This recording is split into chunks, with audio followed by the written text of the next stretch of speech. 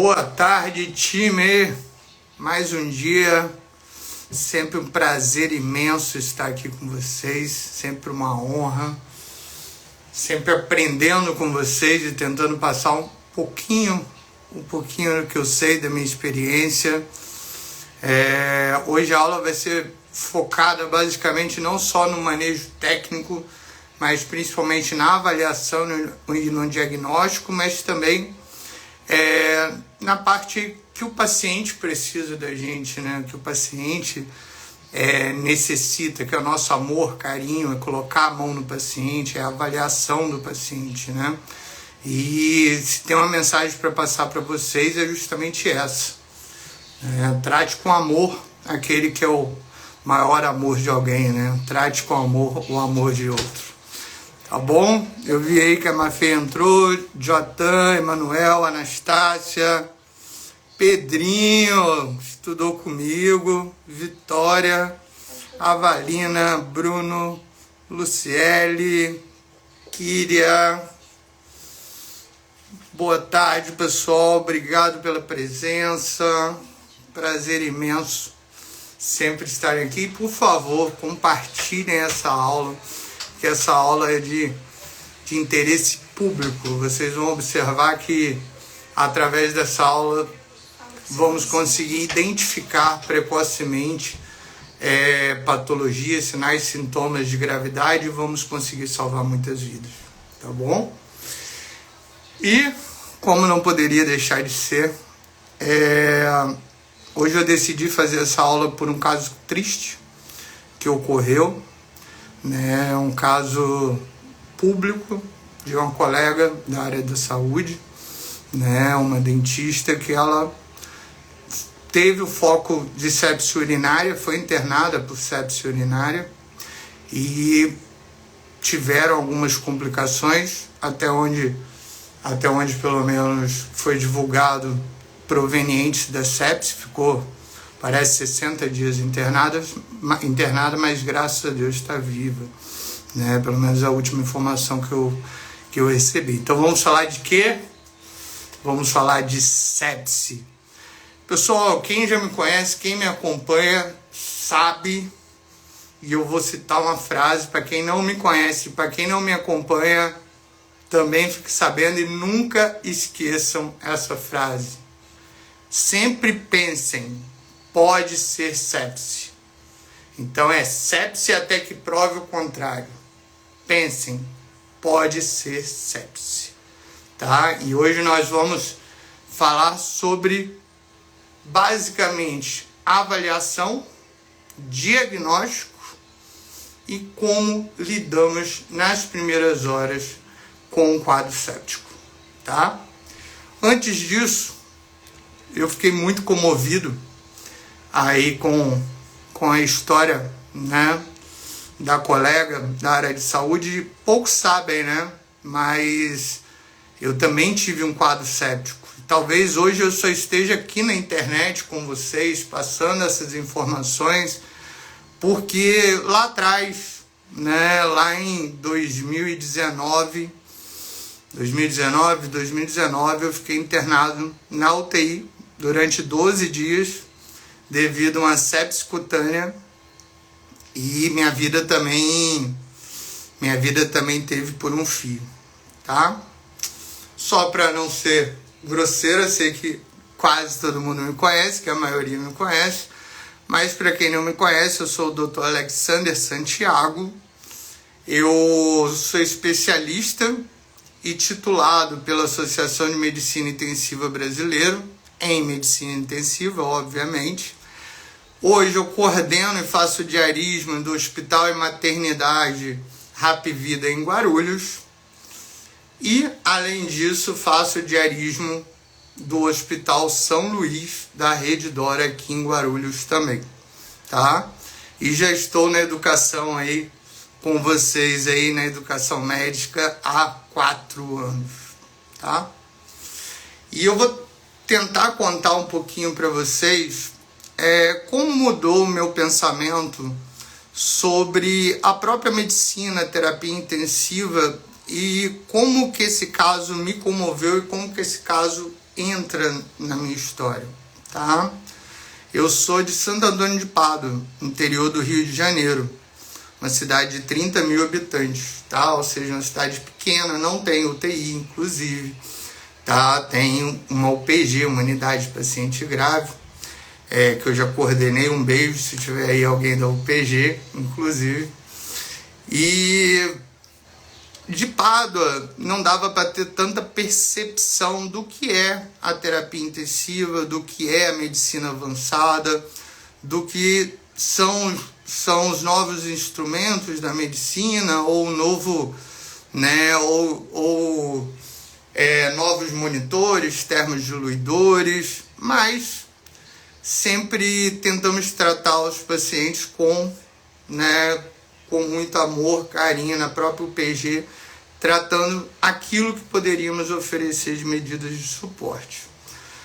Porém, quando eu termino o ensino médio, lá em 2009, eu vou para Itaperuna, que é do lado de Pádua, mas é uma cidade de 100 mil habitantes. É uma cidade, por incrível que pareça, tem 6 UTIs, tá?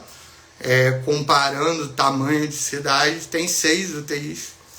E minha história começa na UTI desde o segundo período, pessoal. Desde o segundo período, eu entro na UTI, na terapia intensiva, na UTI neurovascular, né? Graças ao Dr. Sérgio, pela oportunidade dele.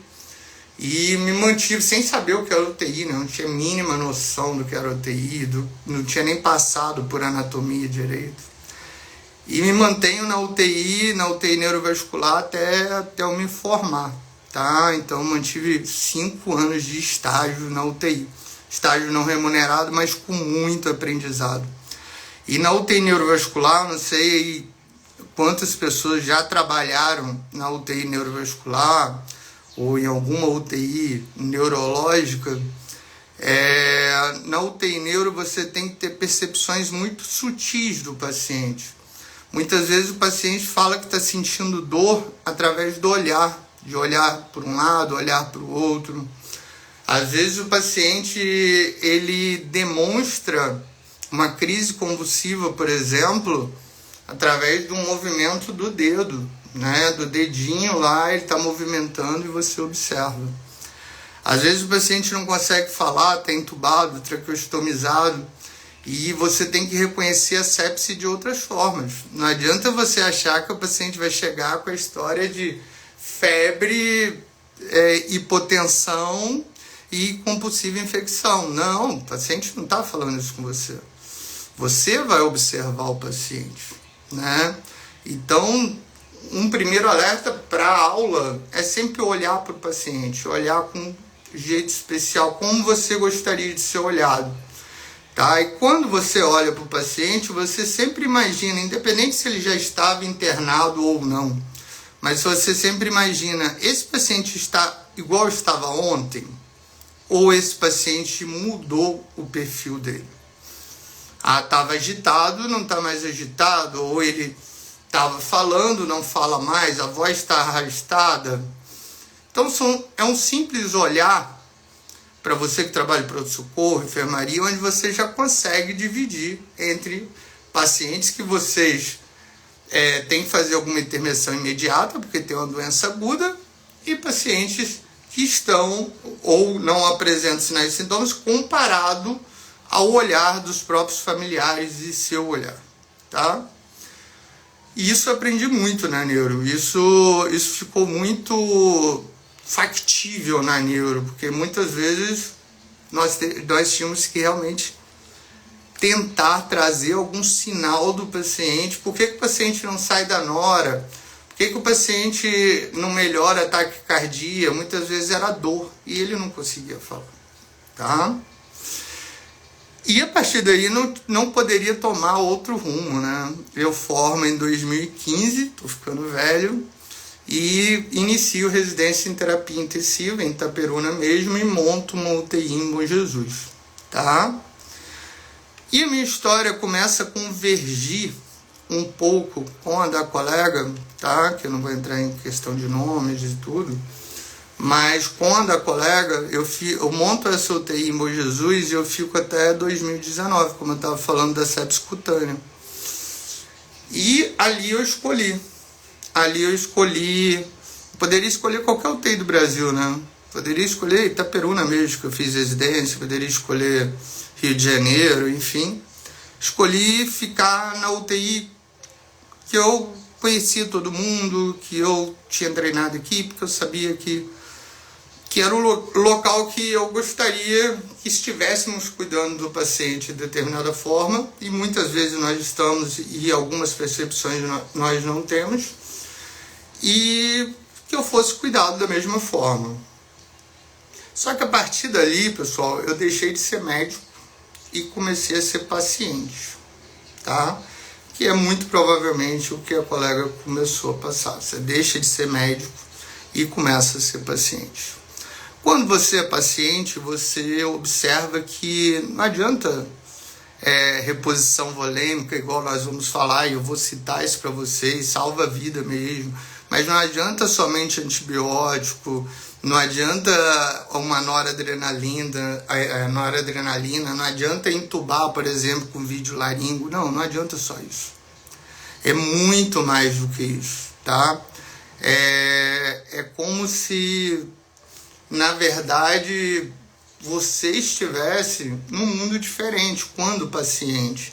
Você só vê aquelas pessoas num local fechado, num local enclausurado, e muitas coisas que você percebe, você não percebe como profissional da saúde. Por exemplo, você não percebe o barulho que faz à noite, você não percebe, muitas vezes você está com dor, passou do horário da dor, e passou do horário da medicação, ou a medicação não cumpriu a meia-vida, e você pede o remédio de dor, não posso dar o remédio de dor agora e tudo, mas às vezes o que você queria era uma atenção, né? Uma fisioterapia ali local, às vezes o que você queria era uma psicologia ali, né? Falar com você e você expressar um pouquinho das suas dores, dos seus medos. Óbvio que eu tive medo de morrer, e provavelmente todos que ficam na UTI já tiveram medo de morrer, né? E essa colega, ela ainda teve algumas consequências. Graças a Deus eu não tive tantas consequências físicas. Ela teve algumas consequências que vamos falar sobre hipoperfusão, sobre obstrução, sobre tudo isso. Mas, só retornando à história para finalizar, isso mudou totalmente o que eu penso da medicina, o que eu penso da terapia intensiva, e hoje, por que eu estou aqui com vocês? Né? Lá atrás eu falei que muito provavelmente eu montei o UTI Mogi Jesus, eu ficaria lá, né? Mas a partir daí eu resolvi expandir a cabeça, fui para Belém no Covid, depois eu vim aqui para São Paulo, justamente para tentar passar um pouquinho disso, atender o máximo de pacientes possíveis. Só que eu descobri a internet, eu observei que quando eu coordeno uma UTI eu posso cuidar de 30 pacientes, 40 pacientes no máximo. Mas quando eu passo para vocês, por exemplo, como será a aula de hoje, sepse, o resumo de sepse, o que temos que fazer na sepse, vocês podem salvar muito mais vidas, tá? Se hoje estamos aqui em 6, 7, se cada um salvar 10 vidas, já estamos falando de 70 pessoas, isso por dia. Então, é por isso que eu estou aqui na internet hoje. Desejo tudo de bom para nossa colega, tá? Profissional de saúde. Parece que ela estava evoluindo bem dos sintomas, tá? Então, fico bastante feliz em relação a isso. E é um pouquinho da minha história para vocês que já me conheciam, ou quem está me conhecendo agora, é um pouquinho de tudo que eu vivi, muito sacrifício que eu passei. Sou filho de professora aposentada, meu pai era frentista, perdi meu pai durante a faculdade, tive esse quadro séptico, pesei 204 quilos, fiz bariátrica, mas estou aqui hoje, estou com vocês e vou tentar fazer o melhor para vocês, beleza? E iniciando nossa aula, um pouquinho, pense em sepse sempre. Na dúvida, sepse. Tá achando que é outra coisa? Pense que pode ser. sepse. Tá bom? Obrigado, João. Obrigado. Sucesso também, irmão. Deus te abençoe também. E o pessoal, por favor, interaja conosco, compartilhe nossa live para cada vez mais pessoas. Passe essa aula que vai ser tão nobre, acredito eu, para mais pessoas, onde vamos salvar cada vez mais vidas. E lembrando, nem tudo é o tratamento, nem tudo é o remédio. Muitas vezes é o carinho, é o amor, é colocar a mão. Tá bom? Objetivo da aula, então, avaliação, diagnóstico, primeira hora, segunda hora, primeira hora, terceira hora, sexta hora e 12ª hora da sepse. Beleza? Mafê, obrigado, Mafê. Branquinho, trabalhei com Branquinho. Bom Jesus, estava falando de Bom Jesus agora, Branquinho. Vai ser no ouviu. Marjoro, sejam todos bem-vindos, ótima tarde. Vambora. José. Então, cumprindo esses objetivos, pessoal, além do pense, pode ser sepse, se existe outra palavra para vocês ficarem na cabeça, para vocês mentalizarem, é Golden Hour, hora de ouro. Beleza? Pense, pode ser sepse, Golden Hour, hora de ouro. Tá?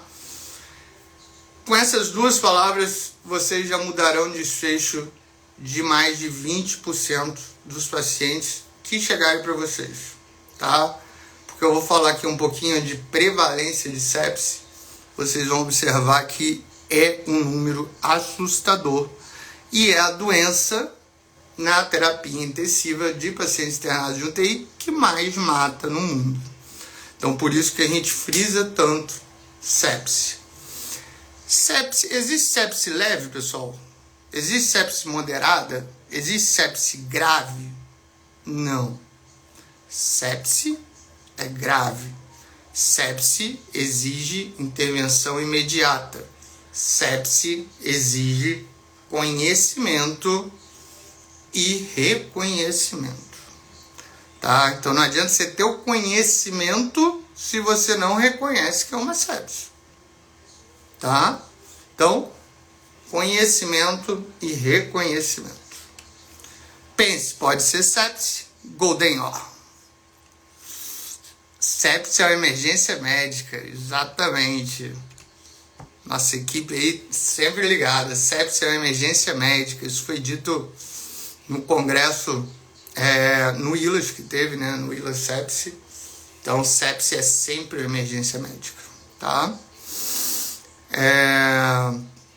Vamos falar um pouquinho da definição, tá? Definição do que é sepse. Sepse nada mais é do que uma disfunção, do que a presença de disfunção orgânica, tá? Com a desregulação entre hospedeiro, tá? Entre hospedeiro e organismo. Ou seja, basicamente, nosso organismo não consegue combater o quadro infeccioso. Então, existe uma desregulação entre a liberação de fatores protetores e a liberação de fatores pró-inflamatórios, infecciosos. Por que eu falei fatores protetores? Porque muitas vezes o que mata a gente são os fatores protetores. Sério? Sério. Nós pensamos que a interleucina 2, 9 e 10 é protetora? Sim, ela é protetora. Ela tenta defender o nosso organismo contra a infecção.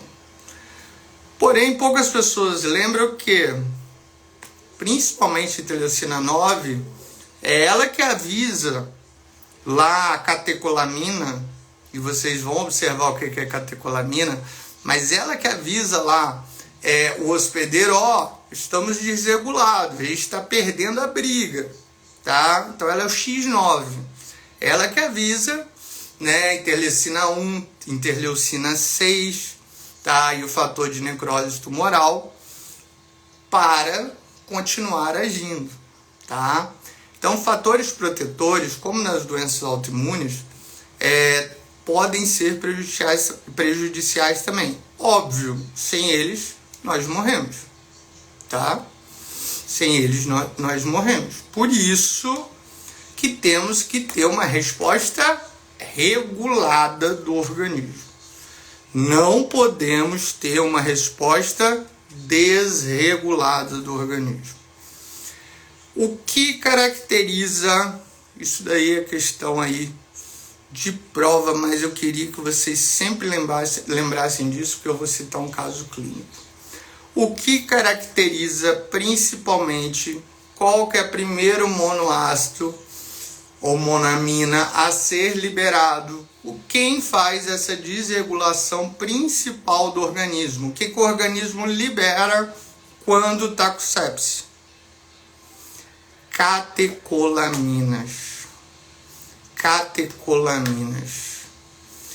E vocês podem pensar, questão de prova, rodapé de livro, para que eu vou saber disso? Escutem um caso clínico, pessoal, é breve, mas acho que vai entrar um pouquinho na cabeça de vocês.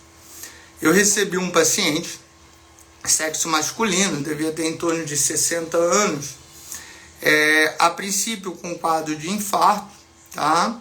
Fez o cateterismo, não tinha lesões obstrutivas, porém ele tem, não tinha não porque ele é vivo, né? Graças a Deus, está vivo. Ele tem uma disfunção diastólica grave de ventrículo esquerdo. Disfunção diastólica grave de ventrículo esquerdo e tem uma fração de ejeção de 28%. Então, resumidamente, ele tem uma insuficiência cardíaca muito grave, ele tem um coração que funciona basicamente em 28% e ele tem um coração que não relaxa, contrai e não relaxa, certo? Esse paciente apresentou sudorese, esse paciente apresentou edema, esse paciente apresentou hipotensão, esse paciente apresentou palidez. O que eu acabei de falar, pessoal? São sinais e sintomas de que isso? Isso é o que a MIB está preconizando desde o final do ano passado, que é mais importante do que, inclusive, não vou falar do que o lactato, mas é mais importante do que o hemograma, por exemplo. Do que eu estou falando? E aí, Mafê, equipe técnica, Gabriele, Nath, André. Se eu vejo o meu paciente pálido, sudoreico, se eu vejo esse paciente evoluindo com hipotensão, o que esse paciente está fazendo? Hipoperfusão. O que é hipoperfusão? O que é hipoperfusão, pessoal? Hipoperfusão é quando meu órgão nobre, temos dois órgãos nobres, né? Cérebro e coração. Não vivemos nem sem um, nem sem outro. É quando meu órgão nobre, o coração, não consegue levar o oxigênio para o corpo todo. Isso, doutora Lisandra, hipoperfusão, exatamente. E isso é um sinal extremo de gravidade. Por quê? Eu não vivo sem oxigênio, meu cérebro vive de oxigênio. Então, se eu não estou perfundindo adequadamente, seja meu coração, seja meu cérebro, seja meu intestino, eu não estou oxigenando, essa cascata inflamatória só vai aumentando. Eu estou falando de insuficiência cardíaca ainda, lembra? E agora de um choque cardiogênico. Por que descobrimos que é um choque cardiogênico? Apresentou hipoperfusão com sinais de baixo débito, hipotensão, tá? E existem 2 exames também, mas é mais curiosidade, não é o objetivo da aula. Fizemos o gap de CO2, que é o CO2 venoso menos arterial, deu acima de 6, e fizemos saturação venosa mista, estava abaixo de 65. Que são 2 fatores perfusionais laboratoriais. Tá? E o que eu estava falando que a MIB está batendo muito? Nessa questão da hipoperfusão, mas através do tempo de enchimento capilar. Tá? Lembra que eu falei que a primeira coisa é você olhar para o paciente? Olhei para o paciente e vi se ele está diferente de ontem, de como ele estava para hoje. Primeira coisa é olhar para o paciente. A segunda coisa, pessoal, é botar a mão no paciente. Botar a mão, e a MIB, graças a Deus, vem batendo muito nisso. Bota a mão no paciente. O paciente está com o joelho roxo, está com pontinha do dedo roxo, você apertou o dedinho, tempo de enchimento capilar está aumentado. Saiba, é um sinal de alerta. Hipoperfusão. Só que eu estou falando isso tudo por causa da catecolamina, se você está acompanhando. Lá, lembra a catecolamina? Que eu estou falando do caso clínico para vocês entenderem. Então, choque cardiogênico, entramos com dobuta, protocolozinho, fizemos volume com parcimônia, nem precisou de nora, só com a dobuta ele ficou bem, tudo certo. Maravilhoso, né? Tiramos ele do choque, gap de CO2 não alargou mais, baixa saturação venosa mista normal, tempo de enchimento capilar, tá? Retornou, lindo. Só que era muito difícil de desmamar essa dobuta, né? Com 28% de fração de injeção, como desmama essa dobuta? E a dobuta lá, e batendo 70, e a gente tendo que fazer gap de CO2, tentando lidar aí com vasodilatador também, com diurético, enfim, medidas para choque cardiogênico, não é o objetivo da aula. Onde entra a catecolaminas, pessoal? Esse paciente começou do nada a apresentar uma taquiarritmia, uma fibrilação atrial. Ele começou a bater 130, 140. Ele, mesmo batendo 130, 140, ficou hipotenso, tá? E fez febre. Então, ele fez febre, tá? Ele fez febre. Ele teve ataque cardíaco, então ele teve um sinal inflamatório. Ele teve ataque cardíaco e teve hipotensão. Ele teve 2 sinais de disfunção orgânica, tá? Que eu vou chegar agora no diagnóstico para vocês. Só que por que ele apresentou ataque arritmia? E esse foi o grande pulo do gato.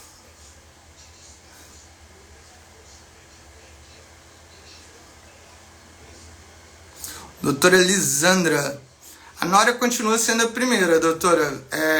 É preconizado, inclusive, no choque séptico. Nesse paciente em si, ele necessitava do débito cardíaco, tá? Então, a dobuta foi preconizada pelo choque cardiogênico, tá? Pelo choque cardiogênico com débito cardíaco baixo, gap CO2 alargado, já feito reposição volêmica. Então, a gente conseguiu manter com a dobuta e ele vai entrar em nora agora, nesse contexto do choque séptico, mas falando de sepsia, a senhora está coberta de razão, tá? Mas num contexto de débito cardíaco que aumentamos. Deu para responder? Beleza. Qualquer dúvida, só perguntar, pessoal.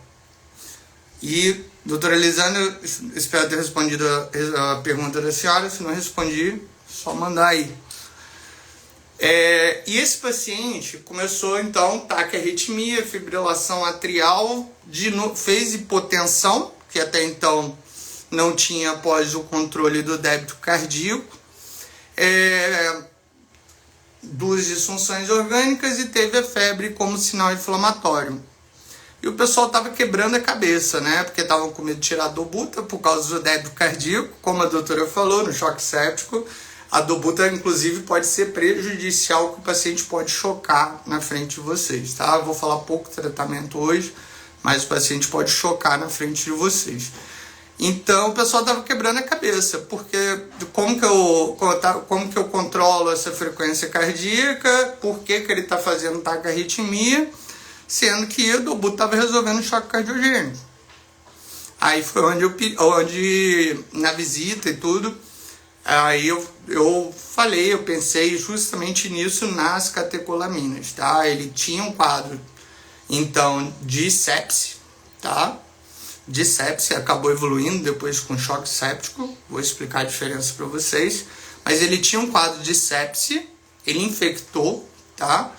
E a Dobuta, na verdade, estava intoxicando ele. Por quê? Porque a catecolamina estava batendo ali e o organismo está fazendo tempestade simpática. O corpo está querendo funcionar mais rápido, para manter o organismo vivo, né? Fez a vasodilatação. Então, fez a vasodilatação relativa, você já evolui com hipovolemia, tá? E fora isso, catecolamina batendo, receptores alfa ali, beta ali batendo, catecolamina batendo, vai liberar mesmo receptores simpáticos e vai fazer taquicardia. Então, esse paciente fez uma intoxicação por Dobuta, tá?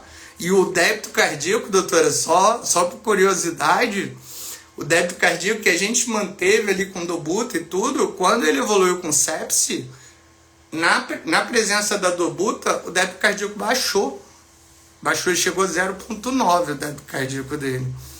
Aí eu pedi para tirar a Dobuta, obviamente, né? Então nós retiramos a Dobuta. Na retirada dessa Dobuta, o débito já aumenta. Tá? A gente faz uma reposição volêmica com parcimônia. Isso também eu gostaria que vocês pegassem muito. Não é porque o paciente tem uma insuficiência cardíaca que ele nunca mais pode receber volume na vida.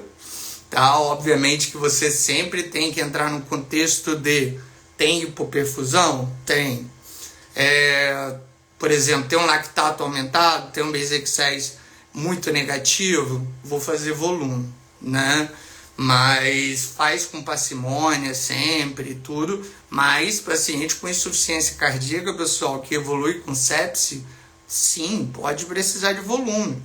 Paciente anúrico, que não urine, um renal crônico que evolui com sepse, pode vir a precisar de volume, tá? Por vasodilatação relativa, tá? Lembrando que naquele momento o líquido está indo todo para terceiro espaço. O líquido de primeiro espaço ele pode estar edemaciado, inchado. O líquido de primeiro espaço não está ali para fazer o retorno venoso, tá? Então esse paciente foi simples. Tiramos a Dobuta, entramos com antibiótico, fizemos protocolo sepse, né? Tiramos a Dobuta, antibiótico, reposição volêmica, melhorou débito, melhorou perfusão, tá? Depois, em algum momento aí, a gente precisou entrar com nora, mas era mais para manter uma pressão, um nível de pressão mesmo, mas foi pouco tempo, tá? E foi exatamente esses dois contextos que ocorreram que o pessoal estava quebrando a cabeça. Então, lembrar que sepse, choque séptico, infecção disseminada, quando o organismo desregula, libera catecolamina, independente da patologia que você tiver anteriormente. O outro exemplo é o choque hemorrágico, né? Choque hemorrágico, você vai lá, faz a transfusão, faz plasma, plaquetas, hemácias, depois melhora, e melhora a taquicardia, melhora tudo, ele infecta, tá? E pode evoluir novamente. Agora não com necessidade de transfusão mais, talvez com necessidade volêmica, talvez com necessidade do suporte séptico mesmo, tá? Mas Alex, você tá falando aí, né, de sepse, você falou da colega de saúde aí que acabou tendo sepse, você falou que você teve sepse. Pô, mas será que sepse é tão comum assim?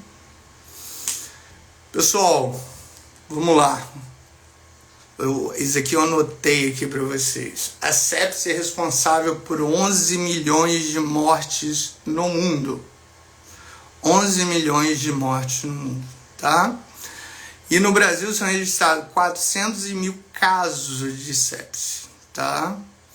E dos 400 mil, 240 mil morrem. Não sei se vocês entenderam. No Brasil são registrados 400 mil casos de sepse por ano.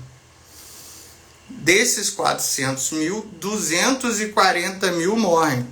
60%, pessoal. A gente não está conseguindo salvar nem metade dos quadros sépticos, tá? Nem metade dos quadros sépticos. Então, por isso que tem que ter o conhecimento, mas tem que ter o reconhecimento. Alex, então, beleza, como que eu reconheço precocemente a sepse? Primeiro, como você reconhece a sepse? Tem que ter um sinal inflamatório, ou seja, uma infecção presumida ou confirmada, tá?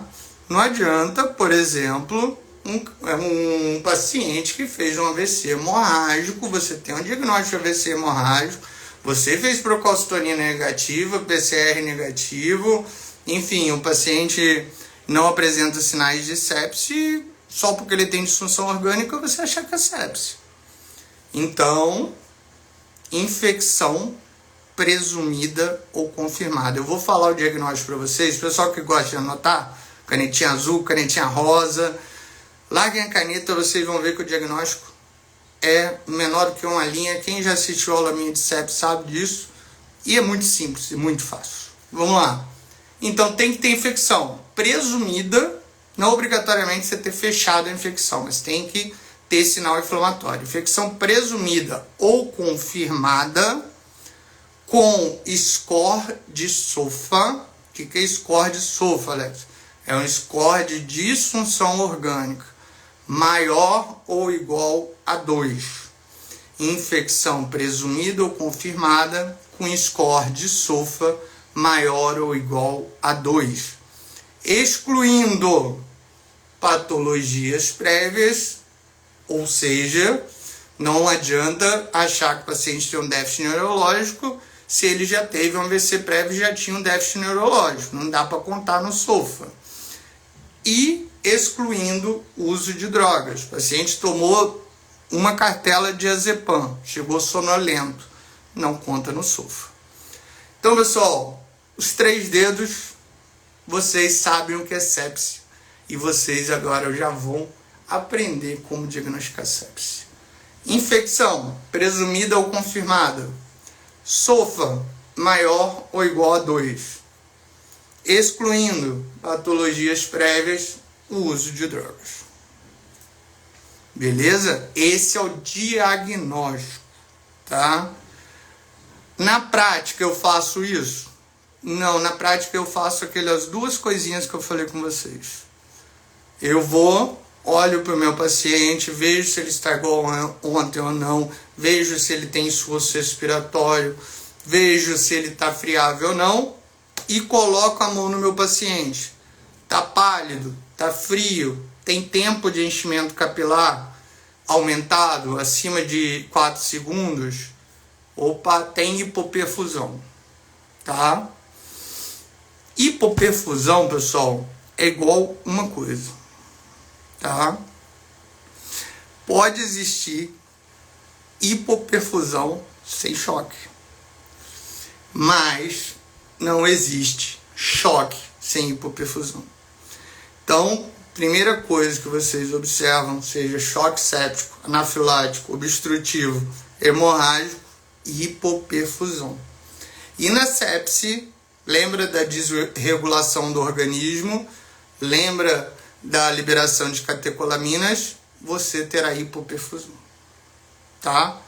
Ah, mas não é uma hipoperfusão grave. O que eu não considero uma hipoperfusão grave? Lactato menor do que 2, tá? E Base-Excess mais positivo do que menos 4, ou seja, menos 3, menos 2, tá? Então não seria uma hipoperfusão grave. Mas eu vi que tem hipoperfusão já no exame físico do paciente, eu já abro o olho e fico atento. E agora eu vou ver se tem disfunção orgânica ou não. Só que eu já vi que o paciente é grave, não já? Lembra que eu falei? Separa no pronto-socorro, separa para lá, separa para lá. Eu tenho um fator inflamatório, eu tenho um fator infeccioso e eu tenho um fator clínico. Não só da hipoperfusão, mas se tiver rebaixamento do nível de consciência, se tiver dispneia, aumento da frequência respiratória, né, falta de ar, se tiver taquicardia, isso tudo ali, você botou a mãozinha no paciente, você já está vendo. Eu sei que é um paciente grave. Paciente grave é igual, quem se move ganha move. Paciente grave é igual, quem se move ganha move. Monitor, oxigênio e veia.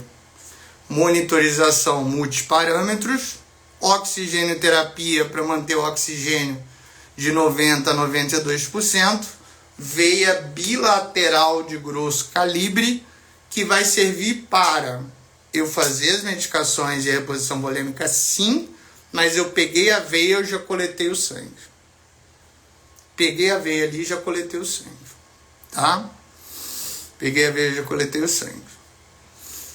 E a partir daí nós vamos chegar ao diagnóstico de sepsis, que muitos de vocês devem estar falando, mas que acha esse negócio de SOFA, né? De SCOR de SOFA. Eu entendi a infecção, entendi que não pode ter droga e patologia prévia, mas o que é SOFA? SOFA tem no celular de cada um de vocês, pessoal. É um score de disfunção orgânica que deve ser realizado diariamente, independente se o paciente está no pronto-socorro ou na enfermaria, deve ser realizado diariamente, tá? E ele observa exatamente se o paciente tem disfunção orgânica ou não. Lembra? Infecção presumida ou confirmada com SOFA maior ou igual a 2. Mas se você quiser lembrar do SOFA só de olhar, tem uma musiquinha, aquela Macarena, não tem aquela? Que no SOFA dá pra gente fazer. Quer ver, ó? Observe. Vamos lá, mão na cabeça.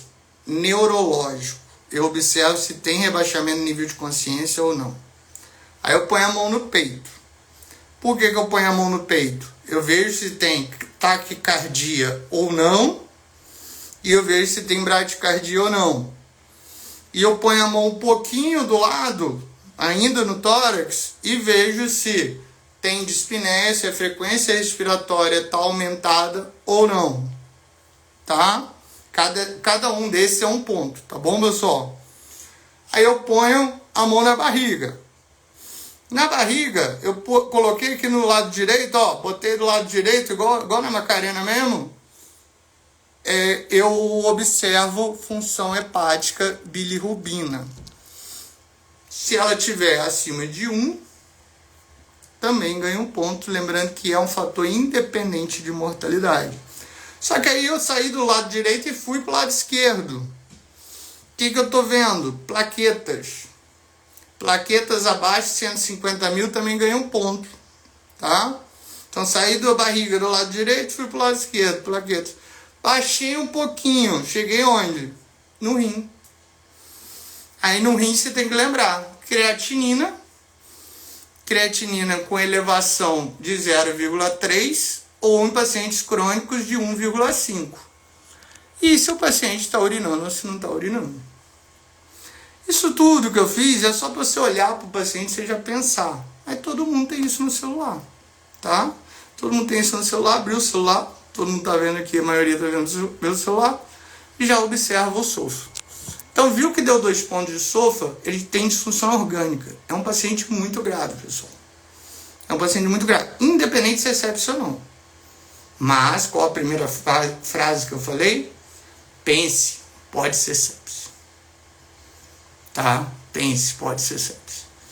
E eu vi que ele tem suspeita de infecção, ele tem uma desorientação, chegou agitado para mim, um ponto, né? Cabeça. E eu vi que ele tá taquicárdico, tá com arritmia. E ele não tinha arritmia prévia, tá? É isso que vai provavelmente atualizar no SOFA em relação a esse quadro, porque no SOFA hoje fala bradicardia ou hipotensão. tá? Mas isso provavelmente vai atualizar no SOFA, no próximo SOFA, no próximo ILA. Já até saiu já a prévia já. Marcelão, seja bem-vindo. Alexandra, doutora Michele, Luz, Olan, Regiane, pessoal que tá gostando, pessoal também que não tá gostando, mas o pessoal que tá gostando principalmente. A aula é um motivo nobre, é um motivo público. Por favor, compartilhem a aula para os colegas, para os profissionais de saúde ou não profissionais de saúde que interessam sobre o assunto. Eu acho que todo mundo se interessa. Como eu falei anteriormente, é a patologia que mais mata no mundo. E lembrando, ainda estamos muito em déficit. Hoje a gente só consegue salvar 40% dos pacientes que internam. 60% de mortalidade, pessoal, é péssimo. Então, passou o SOFA. Então, eu estava falando, chegou o paciente desorientado, com suspeita de infecção, chegou bradicárdico, precisando de nora. Esse paciente tá grave, esse paciente tem sepse. Alex, mas você não excluiu patologias prévias nem uso de drogas. Perdão, não excluí. O paciente não tinha patologias prévias nem usou droga, tá? Então, infecção presumida confirmada, SOFA maior ou igual a 2, excluindo patologias prévias e uso de drogas. Diagnóstico de sepse, SOFA, celularzinho ou Macarena, igual eu fiz. E agora, pessoal, mais importante, Golden Law. Vamos reduzir essa mortalidade. Ora, estamos indo para o final da aula, eu vou falar pouco de tratamento, mas vou falar o essencial. Golden Hour, hora de ouro, primeira hora da sepse, diagnostiquei, meu irmão, vocês viram? Quem se move ganha move, vi que o paciente é grave, monitorizei, botei o monitor multiparâmetros, oxigenei, peguei a veia bilateral, já tirei o sangue. O que você pediu no sangue? Culturas pareadas, bilateral, tá? Você já coletou um lactato mesmo que venoso, coletou uma gasometria venosa ali mesmo, hemograma, procalcitonina, PCR, se tiver no hospital, mas não é o mais importante, tá? Hemograma sim. E o SOFA, lembra? Plaquetas, bilirrubinas e creatinina. Então vamos lá, o que é obrigatório? Para ter o SOFA, plaqueta, bilirrubina, creatinina. O que eu vejo para hipoperfusão? Lactato e Basexese. Lactato com hipoperfusão maior do que 2. Tá? Milimols, ou quem trabalha em miligramas de decilitro, 18. Lactato maior do que 4 milimols ou 36 mg de decilitro, é sinal de hipoperfusão grave. Basexese, vem na gasometria venosa, Basexese, mais negativo que menos 4, hipoperfusão grave. Mais negativo que menos 2, hipoperfusão. Pessoal, por que eu estou falando para vocês isso? Porque vocês têm que fazer tudo em 45 minutos. Você já monitorizou, já oxigenou, pegou a veia, coletou os exames. O laboratório tem 10 minutos para você. A gasometria sai na hora, né? Você pega ali já na hora. Já coleta um arterial também, que já facilita. Já sai ali na hora, você já viu o lactato, já viu o Basexese, já viu se tem hipoperfusão grave ou não. E o resto dos exames tem que sair até em 10 minutos, tá?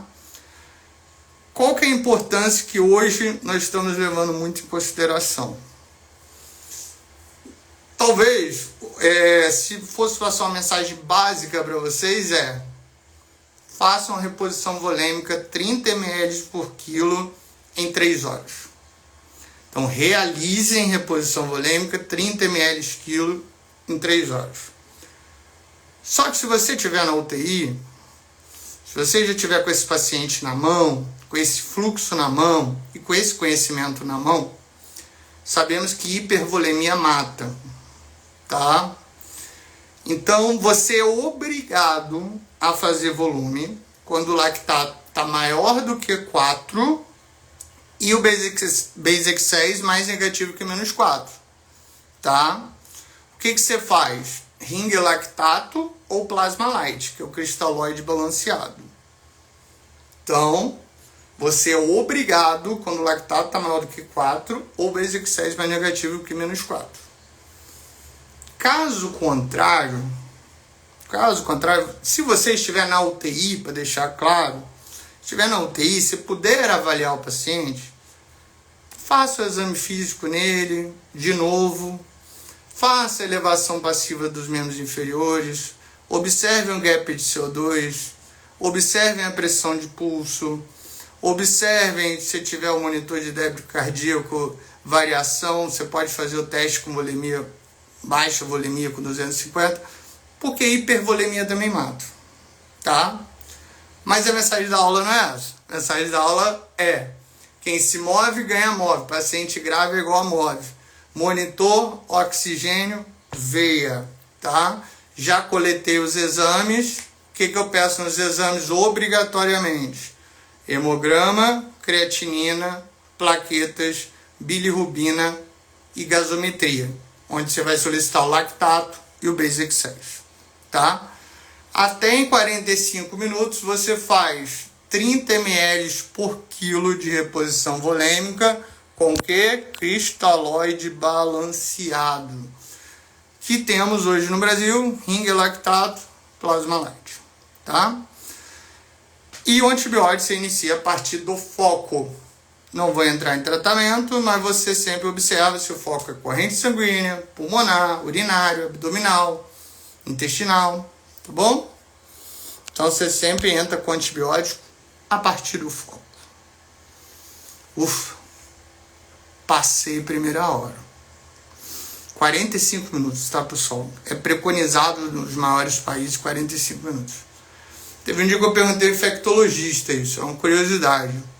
A primeira hora mudou totalmente o desfecho de mortalidade, reduziu pra caramba a mortalidade, vocês ainda viram que está 60%, mas reduziu muito. Melhorou bastante. Só que alguns países estavam fazendo uma convenção para botar antibiótico na terceira hora. E eu não tinha entendido, porque os maiores países estavam botando em 45 minutos em vez de 1 hora. Por que alguns países queriam na terceira hora? Aí eu perguntei ao infectologista, qual a melhor hora de fazer o antibiótico?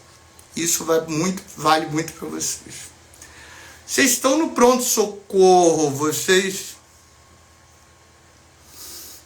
Vamos lá, doutor Elisandro, perfeita pergunta. Às vezes eu até confundi a cabeça de vocês por ter falado rápido. Vamos lá. 30 ml por quilo, você tem até 3 horas para fazer, mas faça o mais rápido possível que o paciente tolerar. Você tem que iniciar a reposição volêmica em até 45 minutos. Tá? Então, 45 minutos, você tem que iniciar o antibiótico, você já tem que ter coletado o exame, já está com lactato e já ter iniciado a reposição volêmica. Por que em 3 horas, doutor Elisana? Porque qual que é a maior incidência de pacientes sépticos? DPO-cíticos, né? Pneumonias broncoaspirativas ou pneumonias crônicas. DPO-cíticos aguenta muito volume, pessoal? Geralmente não. Pacientes imunossuprimidos, aí você entra naqueles pacientes diabéticos prévios sem cetoacidose, mas naqueles pacientes diabéticos prévios, nefropatas. Então, por que preconiza 30 ml por quilo em até 3 horas, mas você pode acabar antes, é o mais rápido que o paciente tolerar? Porque existem pacientes, esse, por exemplo, com insuficiência cardíaca, um paciente DPO-cítico, que ele não vai tolerar que você faça 2.000 em 1 hora, né? Geralmente essa continha é 70 quilos, 30 vezes 70, 2.100. Ele não vai tolerar que você faça isso em 1 hora. Ele vai evoluir com edema agudo de pulmão. Não vai tolerar que você faça isso em 2 horas. Então faz em 3 horas e observa como o paciente vai ficando. Se tiver a possibilidade de estar na unidade de terapia intensiva ou na unidade fechada, você vai avaliando durante a reposição volêmica se o paciente está respondendo ou não. Como? Débito, como eu falei anteriormente, débito cardíaco, débito CO2, elevação passiva dos membros. Caso contrário, 30 ml por quilo em até 3 horas, mas o mais rápido que você conseguir. Se for um paciente jovem, sem patologias prévias, eu faço 30 ml por quilo como? Faço em 1 hora. Faço aberto porque ele vai tolerar, tá? Mas em até 3 horas. Respondi, doutora Elisandra? E os 45 minutos, só para esclarecer para todo mundo também, isso é muito importante, pessoal. 45 minutos é move monitor oxigênio e veia, coleta de exames, iniciar a reposição volêmica, tá? Iniciar a reposição volêmica e iniciar o antibiótico. Beleza? E aí, beleza, fiz isso, avaliei o que? Meu paciente é responsivo a volume ou não? Ou seja, ele está hipotenso com sinais e sintomas e melhorou após o volume ou não? Por que eu falo hipotenso e eu não estou usando aquele número cabalístico 65 milímetros de mercúrio, pressão abaixo de 65? Por quê, pessoal? Porque muitas vezes, se você pega um paciente com 1,50 m, 40 kg, o basal desse paciente já vai ser mais baixo, tá? Então, você pergunta para o paciente e já fala, não, eu estou acostumado com a pressão de 8/4 mesmo, já era isso mesmo. E às vezes você pega um paciente contrário, você pega um paciente de 2 metros de altura, 150 quilos, ele tem um basal de 100 de PAM, tá? Então, o que preconizamos hoje? Se for uma pressão com sintomas abaixo de 65 milímetros de mercúrio, você faz a reposição volêmica, já coloca a nora para ganhar tempo, tá? Se você souber o histórico do paciente e ver o basal, o paciente está assintomático, tá? Ou seja, ficou assintomático depois da reposição volêmica e manteve essa PM de 65, não necessariamente você precisa botar nora, tá? É considerado sim, para o paciente normotenso, PM abaixo de 65, como risco iminente de óbito e pressão ameaçadora à vida, tá? E a reposição volêmica, você tem até 3 horas para fazer e você tem até 3 horas para observar se respondeu ou não respondeu. Como que eu sei se respondeu ou não respondeu? Primeiro, a pressão, como eu estava falando.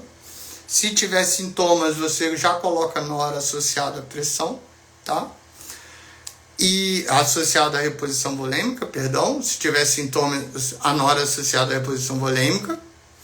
Agora, se você considera que ele respondeu, ele melhorou a frequência cardíaca, melhorou o quadro pressórico, sua obrigação até a 3ª hora, então, é ter feito tudo isso mais a reposição volêmica, tá?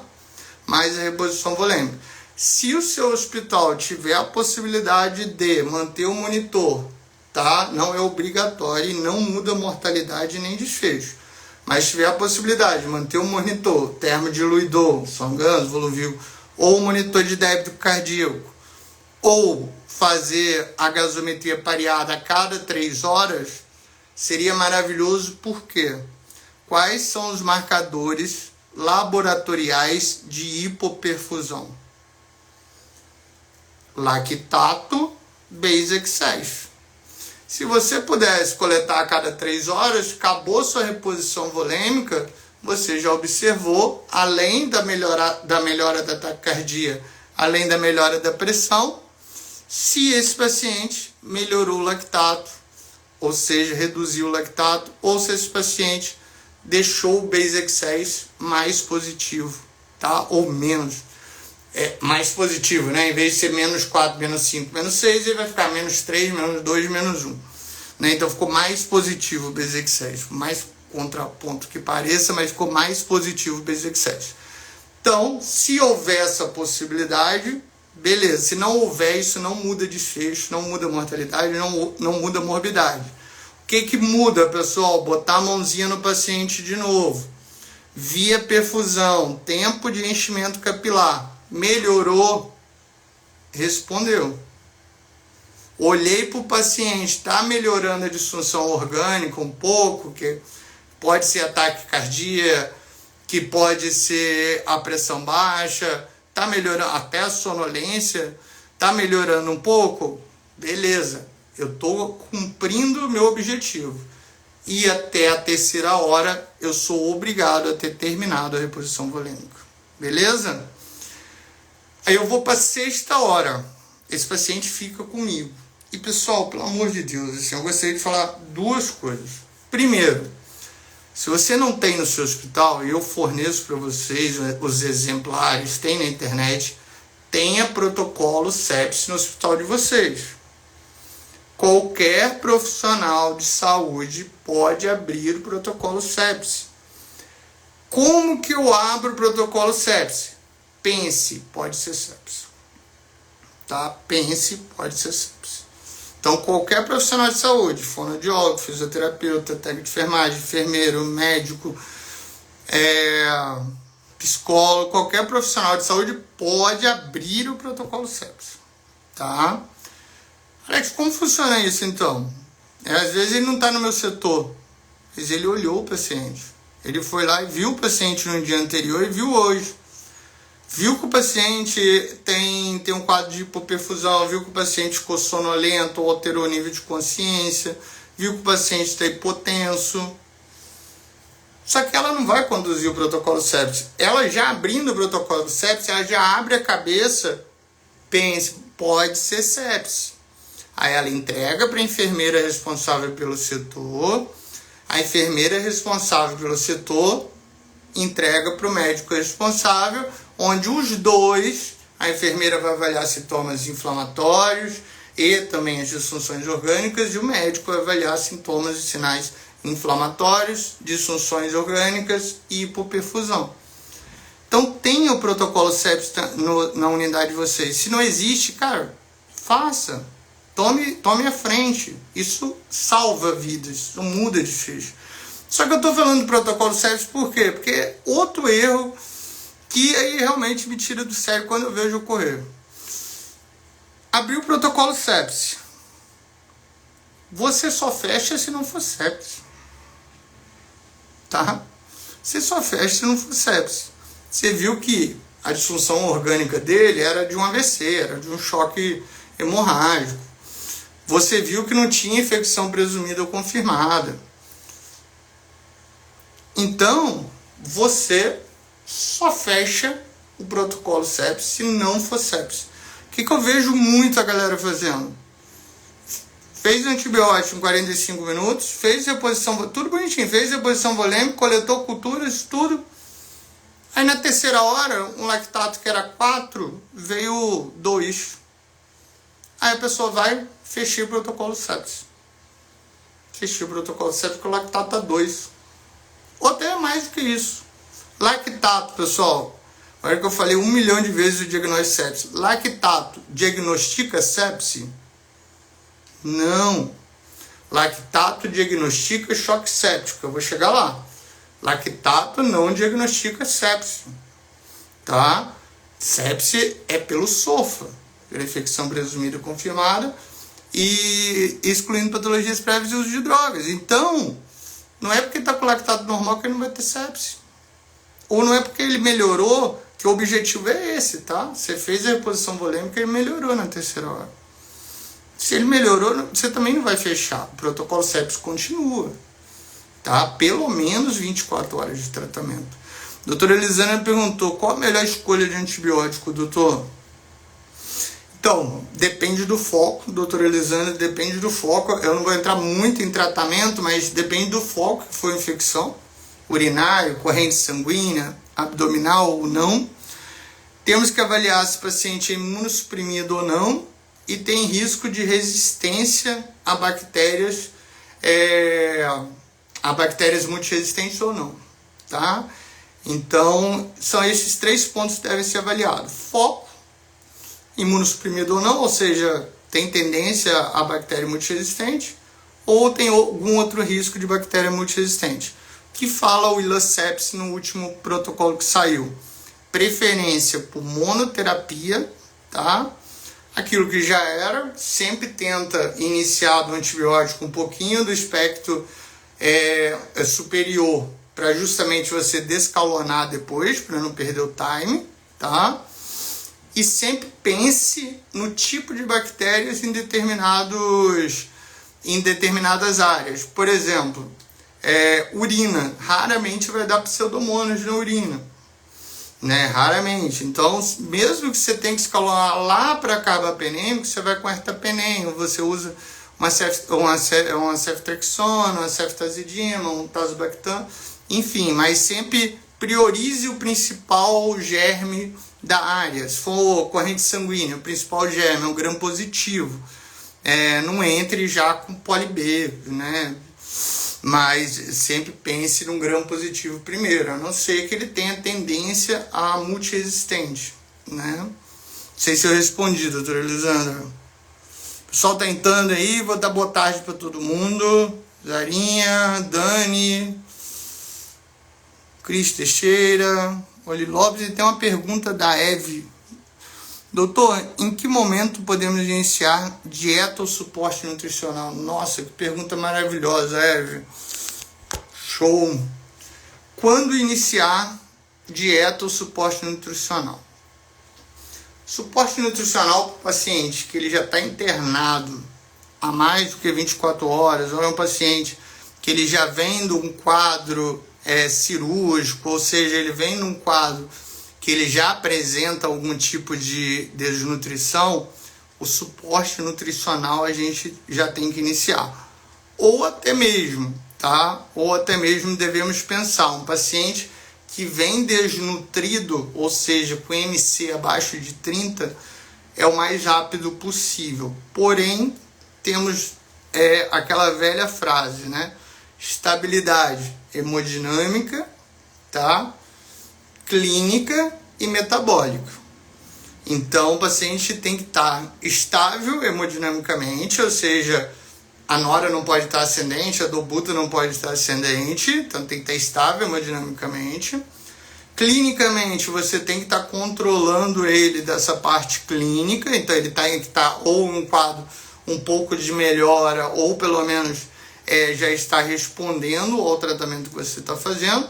E metabólica, ele tem que ter uma estabilidade também, ou seja, ele tem que ter pelo menos aí um quadro compensado, seja ele por base excess, por bicarbonato ou até mesmo pH, tá? Então tem que ter uma estabilidade clínica, hemodinâmica e metabólica. Quando eu falo metabólica, só lembrando que a acidose pode ser lática também, né? Tem acidose metabólica, tem acidose lática. Então, a acidose lática, que é a hiperlactatemia, a gente tem que controlar.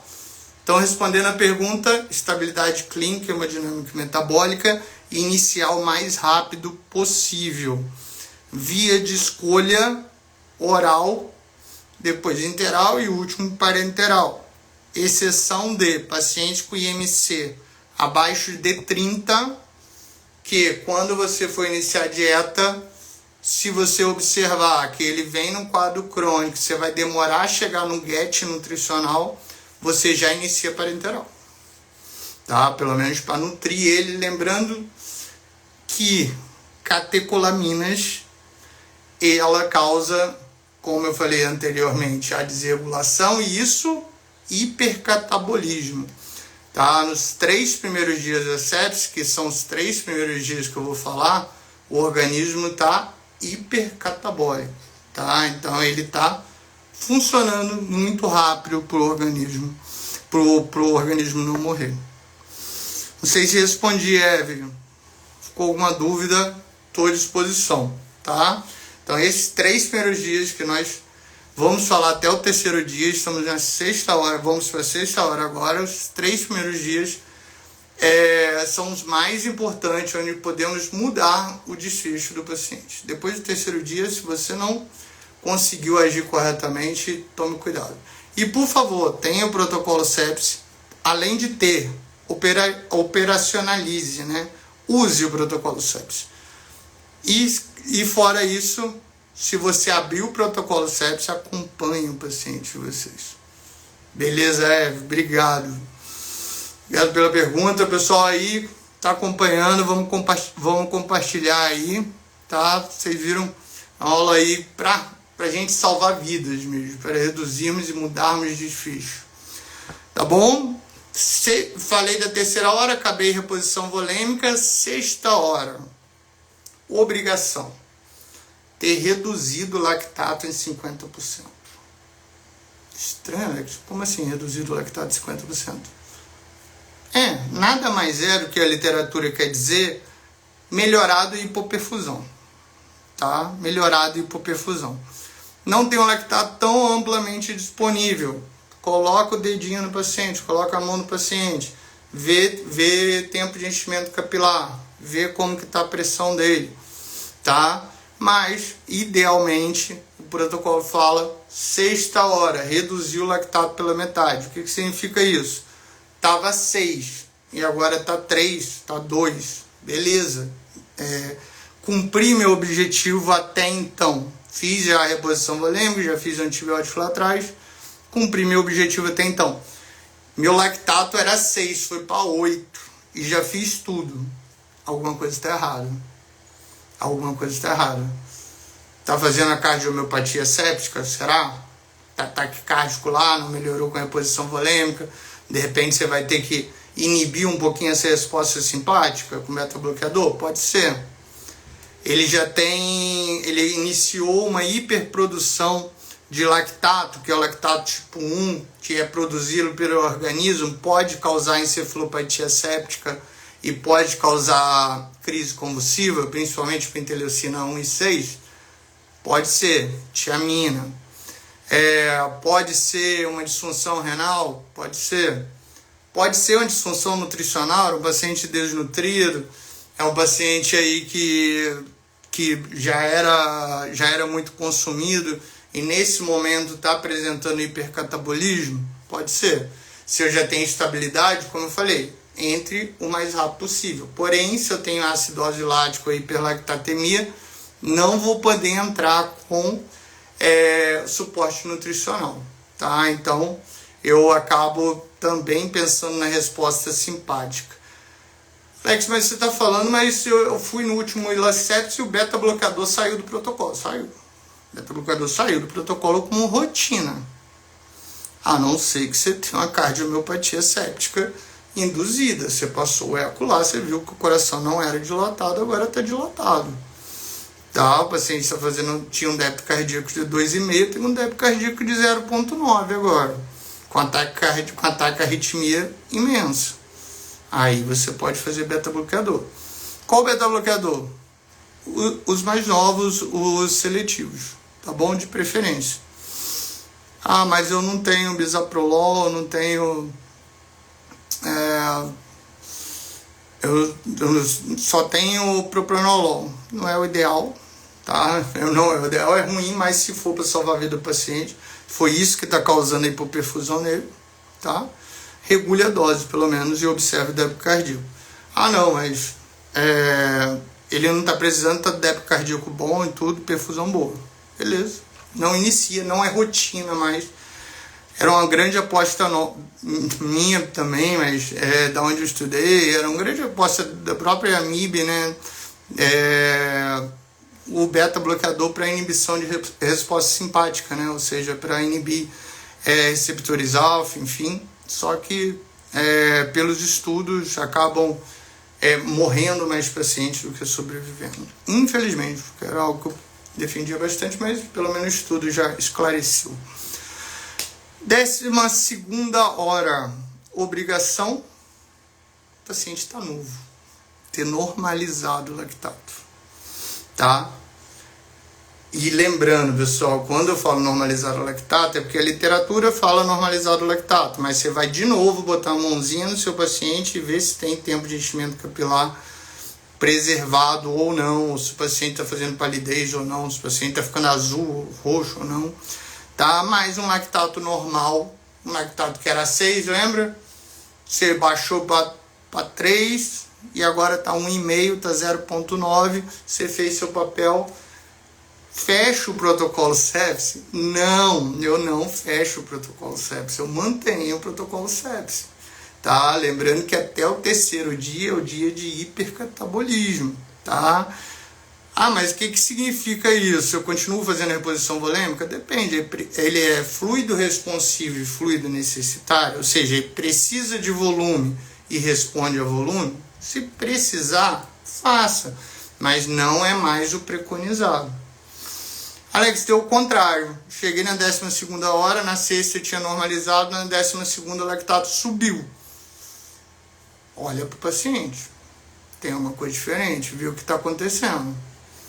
Tá? Põe o dedinho, vê se vê perfusão capilar. Vê se não tem nova disfunção orgânica.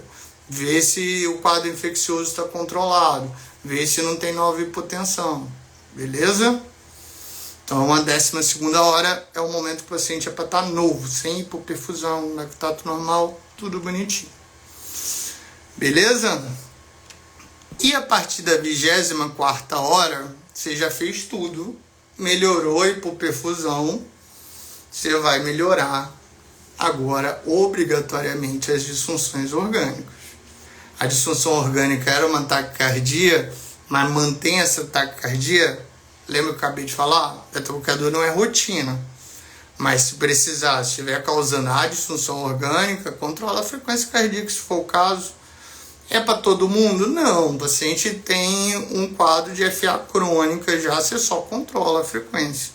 Tá? Observa o débito e vê como que vai ficar. Lembrando, pessoal, eu falei muito pouco, porque a gente está falando de avaliação diagnóstica, mas ultrassom, point of care, tá? Ultrassonografia, point of care, independente da profissão de vocês ou da especialidade. Chegou a liberar leito, vê a cava, vê como que tá o coração, está dilatado, não está dilatado, passa no pulmão, vê se tem linhas A, linhas B, como é que tá, se está deslizando direitinho, porque muitas vezes a gente acaba ficando naquele diagnóstico e a gente volta lá no caso clínico, quem está assistindo desde o início, lá no caso clínico eu falei que era um choque cardiogênico, a gente melhorou o choque cardiogênico, ele evoluiu com sepse e o pessoal estava pensando no choque cardiogênico ainda. Então, se tem nova disfunção orgânica, avaliem como que o paciente está, passa o ultrassom, vê como que está, nada melhor do que o ultrassom ali, a beira-leito, vê o tempo de enchimento capilar, ausculta, tá? Observa como o paciente está para ver se não tem novo diagnóstico ou não. Beleza? Passamos o primeiro dia, na teoria, no melhor dos casos, terceiro dia, eu tenho que ter melhorado também laboratoriais. O único exame laboratorial que consegue hoje fazer com que retirássemos o antibiótico seria a procalcitonina, mas ainda vindo de muitos estudos, tá? Na procalcitonina aí abaixo de 0,05, abaixo de 0,1 aí já teria condições de retirar inclusive o antibiótico no terceiro dia. Mas o objetivo da aula é justamente você fazer o básico. No terceiro dia é justamente para você ter melhorado o paciente inteiro e é o dia de você fazer o plano terapêutico de quando vai tirar o antibiótico. Preconizado, tá? Ainda preconizado do 5º ao 7º dia. Mas também fala-se, procalcitonina reduziu mais do que 50% ou abaixo de 0,1, retire o antibiótico. PCR não é específico, mas reduziu mais de 600%, né? Você retira o antibiótico, mas é preconizado do 5º ao 7º dia. O terceiro dia justamente fazer o plano terapêutico. A Eve perguntou sobre o nutricional. Obviamente você não vai ficar 3 dias com o paciente sem dar nada nutricional. Então, se possível, você estabilizou antes, você já inicia a dieta, lembrando de escolha oral, depois de interal, depois parenteral. Se for paciente com MC abaixo de 30 e tiver com hipercatabolismo parenteral e oral interal que seja. Porém, no terceiro dia, idealmente é para você ter atingido, não sei se a Eve concorda comigo, mas é o que fala a literatura, idealmente você tem que ter atingido um GET, ou seja, o gasto energético total, ou seja, o nível de calorias que entra tem que ter atingido 80% do que o paciente precisa.